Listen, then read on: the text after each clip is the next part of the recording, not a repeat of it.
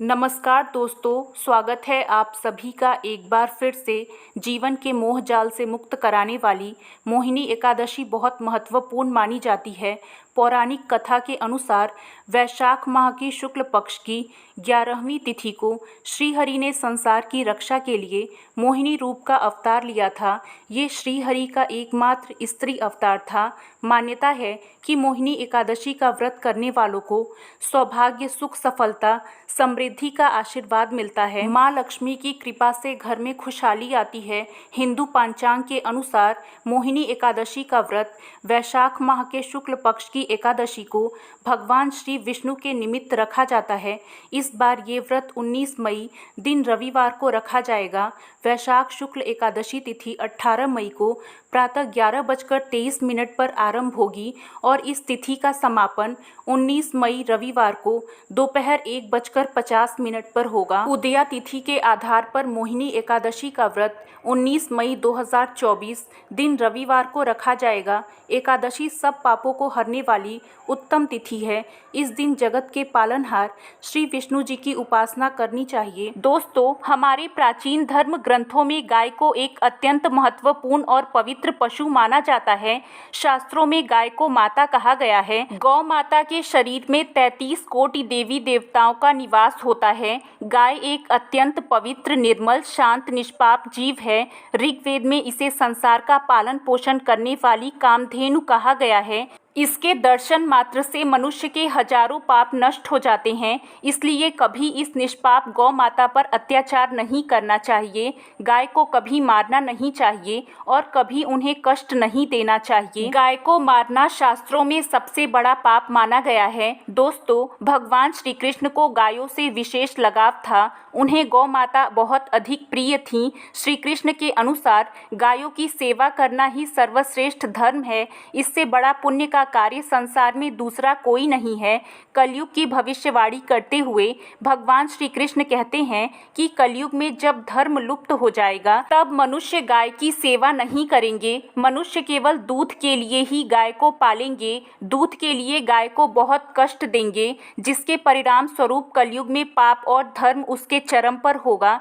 कलयुग के अंत का लक्षण बताते हुए श्री कृष्ण कहते हैं, जब संसार से गायें समाप्त हो जाएंगी तब कलयुग का अंत होगा। जो मनुष्य कलयुग में भी गाय की निस्वार्थ भाव से सेवा करेगा वह सुख समृद्धि प्राप्त करेगा। जो स्त्री रसोई में बनी पहली रोटी गौ माता को खिलाएगी वह सदा सुहागन और सौभाग्यशाली रहेगी। जो लोग अपने घर में गाय से प्राप्त पंचगव्य को रखेंगे उसके घर में कभी दुख दरिद्रता नहीं आएगी। दोस्तों, हमारे धर्म के सभी शास्त्रों में गाय की सेवा को ही सर्वश्रेष्ठ माना गया है। जो व्यक्ति प्रतिदिन किसी न किसी तरह से गौ माता की सेवा करता है वह सबसे अधिक पुण्यवान बन जाता है। गांव में तो मनुष्य को गाय की सेवा करने का अवसर प्राप्त होता है, लेकिन शहरों में गाय के दर्शन आसानी से नहीं हो पाते हैं। इसलिए मनुष्य को गौशाला में जाकर गाय की सेवा करनी चाहिए अथवा गौशाला के लिए दान धर्म करने चाहिए। इसके अलावा आप अपने घर में भी गौ माता की मूर्ति रखकर उनकी पूजा जरूर करें। इससे भी माता कामधेनु का आशीर्वाद प्राप्त होता है। शास्त्रों में गौ माता को माता लक्ष्मी का रूप माना गया है, इसलिए उनकी पूजा करने से दरिद्रता दूर होती है। प्राचीन काल से ही गौ माता की सेवा और संरक्षण करने की परंपरा चली आ रही है। कई ऋषि मुनि अपनी कुटिया में गायों का पालन करते थे तथा राजा महाराजा गायों का दान करते थे।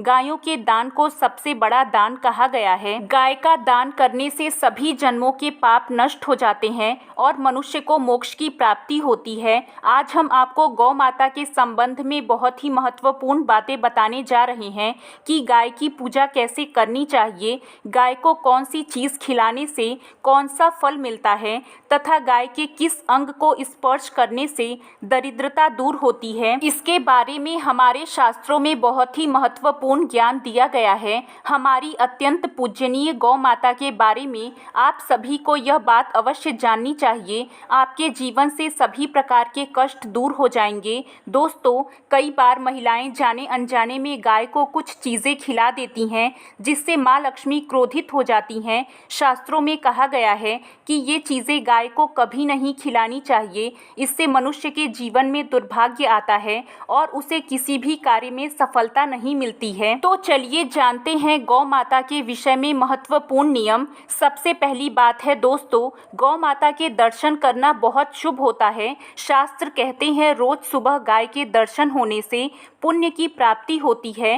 रोज सुबह गोबर के दर्शन होने से माता लक्ष्मी की प्राप्ति होती है। अगर आप किसी महत्वपूर्ण कार्य के लिए जा रहे हैं और अचानक ही गौ माता रास्ते में आ जाती हैं तो वह कार्य निश्चित ही सफल हो जाता है। किसी भी यात्रा पर निकलते समय अगर गौ माता के दर्शन हो जाएं तो वह यात्रा सुखपूर्वक पूर्ण हो जाती है, इसमें संशय नहीं है। ज्योतिष शास्त्र के अनुसार कुंडली में यदि पितृ दोष होता है तो इन उपायों के साथ साथ गौ माता को प्रतिदिन रोटी और घास खिलाने से लाभ होता है और पितृ दोष से मुक्ति मिलती है। इसी तरह कुंडली में यदि शनि की 7.5 है, महादशा है, तो हर शनिवार और अमावस्या को काले रंग की गाय को घास या रोटी खिलाएं और उसकी पूजा करें। इससे शनि दोष दूर होता है। गौमूत्र यानी कि गाय का मूत्र बहुत ही उपयोगी, पवित्र और स्वास्थ्य की दृष्टि से अत्यंत हितकारी होता है। आध्यात्मिक दृष्टि से तो गौमूत्र का महत्व है ही,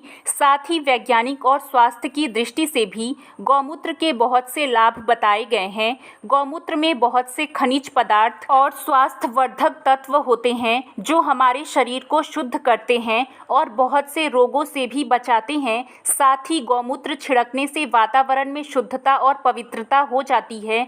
इसलिए हमारे शास्त्रों में शरीर को निरोगी रखने के लिए प्रतिदिन गौमूत्र का सेवन करने तथा घर में गौमूत्र छिड़कने के लिए कहा गया है। कुंडली में शुक्र ग्रह की स्थिति को मजबूत करने के लिए ज्योतिष शास्त्र के अनुसार सुबह के भोजन में सबसे पहली रोटी निकालकर एक सफ़ेद गाय को खिलाना शुभ होता है। अगर आपकी कुंडली में बुध ग्रह कमज़ोर है या आपको इसके कारण दुष्प्रभाव झेलना पड़ रहा है तो हर बुधवार के दिन गाय को हरा चारा खिलाना शुरू कर दें। इससे बुध से जुड़े दुष्प्रभाव दूर होंगे और आपको तमाम समस्याओं का हल मिल जाएगा। अगर कुंडली में मंगल दोष है जिसके कारण आपके जीवन में कई तरह की परेशानियां हैं तो लाल रंग की गाय की सेवा करें। मंगलवार के दिन गाय का पूजन करें और उसे गुड़ और चने आदि खिलाएं। बृहस्पति ग्रह को जीवन के सभी मांगलिक कार्यों का कारक माना जाता है। ऐसे में अगर किसी व्यक्ति के जीवन में विवाह आदि मांगलिक कार्यों में विघ्न निर्माण हो रहे हैं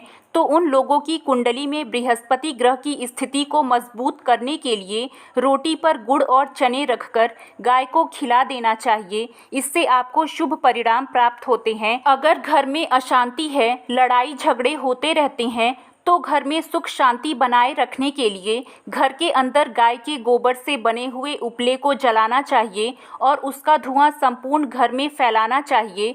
इससे घर की नकारात्मक ऊर्जा नष्ट होती है और सकारात्मक ऊर्जा में वृद्धि होती है। गाय के दूध, दही, घी, गोबर और गौमूत्र से बनने वाले मिश्रण को पंचगव्य कहते हैं। पंचगव्य को पाप नाशक कहा जाता है और हिंदुओं की धार्मिक विधि प्रायश्चित करने में इसका उपयोग किया जाता है।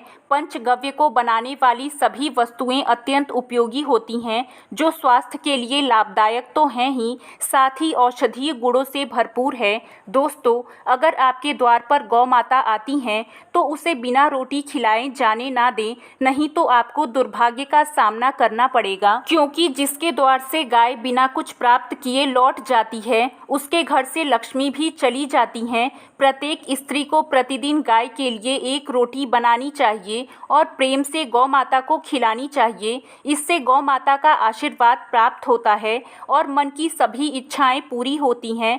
कुछ लोग गौ माता को बासी भोजन अथवा जूठन खिला देते हैं।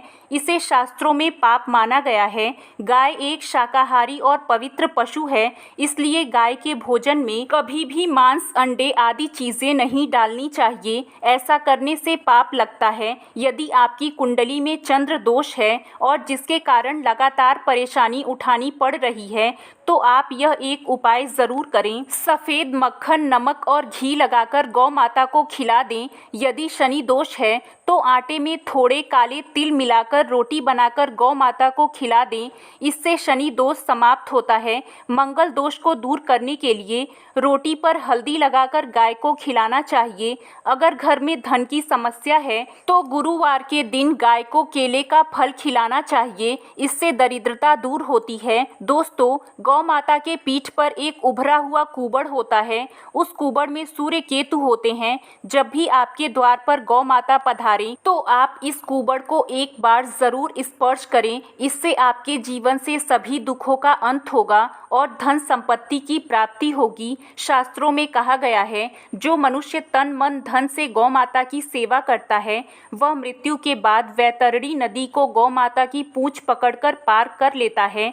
उस व्यक्ति की अकाल मृत्यु नहीं होती है और उसे मोक्ष की प्राप्ति होती है। उम्मीद है आपको ये जानकारी पसंद आई होगी। वीडियो अच्छा लगा हो तो वीडियो को लाइक करें, अपने दोस्तों के साथ शेयर करें और भी ऐसे वीडियो देखने के लिए चैनल को सब्सक्राइब ज़रूर करें। धन्यवाद।